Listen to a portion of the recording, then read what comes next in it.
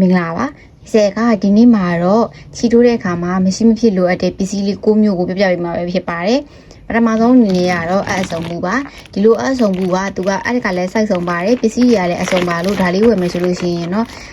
တစ်ခုချင်းစီတွေကတစ်မျိုးနှစ်မျိုးတော့ရတော့ပါမယ်နော်တကယ်လို့အဆုံမှုကဈေးလေးများသေးလို့မနိုင်သေးဘူးဆိုလို့ရှိရင်လည်းသူ့ကိုမဝယ်သေးတဲ့နဲ့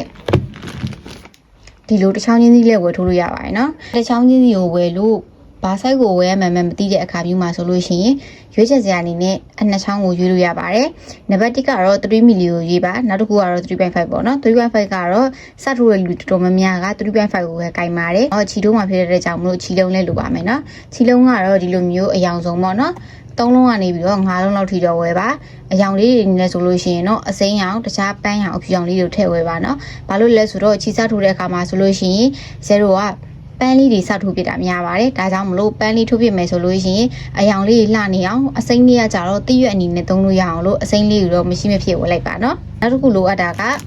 ဒီလိုခေါင်းစည်းကွင်းလေးပါဒါလေးကတော့ရေ3မီဘူးလေးပေါ့နော်ဒီလိုမျိုးခေါင်းစည်းကွင်းလေးဝယ်မယ်ဆိုလို့ရှိရင်ချီစထိုးတဲ့အခါမှာအရင်ဆုံးခေါင်းစည်းကျိုးလေးထိုးပြကြရတယ်ပေါ့နော်ခေါင်းစည်းကွင်းလေးတွေထိုးဖို့အတွက်ကမရှိမဖြစ်ကခေါင်းစည်းကွင်းလေးလိုပါတယ်အလေးတစ်ချောင်းရဲ့ခေါင်းစည်းကျိုးလေးရဲ့ပြီးတော့ခြီလုံးလေးရဲ့နဲ့လည်းခေါင်းစည်းကွင်းလေးတွေဖန်တီးလို့ရပါတယ်နောက်တစ်ခုကတော့တော့ချိန်လေးပါဒီဟာကကြတော့ဒီပလဲစီလေးကိုပဲပြထားတယ်ပေါ့နော်ရိုးရိုးကီချင်းလေးကကြတော့ပုံလေးထည့်ထားပေးမယ်ဆက်စီမှာအဲ့ဒါကကြတော့ကုန်ပြီလို့ပေါ့နော်တော့ချိန်လေးတစ်ထုပ်ကလည်းမရှိမဖြစ်လို့အပ်ပါတယ်ဘာလို့လဲဆိုတော့တော့ချိန်လေးကကြတော့ပန်းလေးတွေကိုလည်းတော့ချိန်လေးချိတ်လို့ရတဲ့ကြောင့်မလို့တော့ချိန်လေးကလည်းမဖြစ်မနေဝယ်တဲ့ထဲမှာပါပါတယ်နော်ဒီလိုအယုတ်ကလေးတွေထိုးတဲ့အခါမှာမရှိမဖြစ်ထိုးရတာကတော့ဆီလီကွန်ပါပဲဒီလိုမျိုးဆီလီကွန်100 gram တစ်ထုပ်ကိုလည်းဝယ်ထားတယ်ပါတယ်နော်ဒါမှအထဲမှာအယုတ်ကလေးကိုဖုံဖုံလေးဖြစ်အောင်လို့ထည့်လို့ရမှာပဲဖြစ်ပါတယ်ဒီတော့ဆီလီကွန်လေးကလည်းမဖြစ်မနေဝယ်ရပါမယ်နော်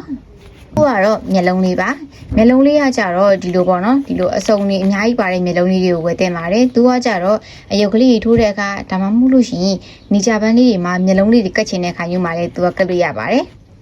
မျက်လုံးလေးရပြီဆိုတော့မျက်လုံးနဲ့သုံးမှုတော့ကဒီလိုကော်ချောင်းလေးတစ်ချောင်းလဲဝယ်တင်ပါတယ်ကော်ကမ်းမဝယ်နိုင်သေးရင်နောက်ဒီလိုကော်ချောင်းလေးကမီးချစ်လေးနဲ့တို့ပြီးသုံးလို့ရတာမလို့ကော်လေးတစ်ချောင်းတော့ဝယ်ပါနော်ချီထိုးရင်းသုံးတဲ့ဒီမှတ်ချိတ်ကလေးပါမှတ်ချိတ်ကလေးကကြတော့0ဒီလိုအဆုံမှုဝယ်မယ်ဆိုလို့ရှိရင်တော့မှတ်ချိတ်ကဝယ်စရာမလိုပါဘူးနော်နောက်တစ်ခုကတော့ချုပ်အပ်ပါဒီချုပ်အပ်ကလည်းပဲခြီစားတွေသိမ်းတာဆိုတော့ကော်အပ်လေးဝယ်မယ်ဆိုလို့ရှိရင်တော့အနည်းဆုံး2ချောင်း3ချောင်းလောက်ဝယ်ပါနော်သူကတစ်ချောင်းမှာ100လောက်ဝယ်ရှိပါတယ်တကယ်လို့ဒီလိုအဆုံမှုဖြစ်မယ်ဆိုလို့ရှိရင်ဒီမှတ်ချိတ်နဲ့ကောအကကြတော့တကူတခါကြီးထည့်ဝယ်စရာမလိုပါဘူးเนาะကကြီးကကြတော့အိမ်မှာရှိတဲ့ဟာလေးနဲ့ချီစာလေးဖြစ်လို့ရပါတယ်ရှင်ချီတွေအများကြီးထိုးနိုင်ကြပါစေလို့ဆုတောင်းပေးလိုက်ပါတယ်ဆုံးဖြတ်ကြည့်ပေးလို့ကျေးဇူးအများကြီးတင်ပါတယ်ရှင်အားလုံးပဲတက်တာပါ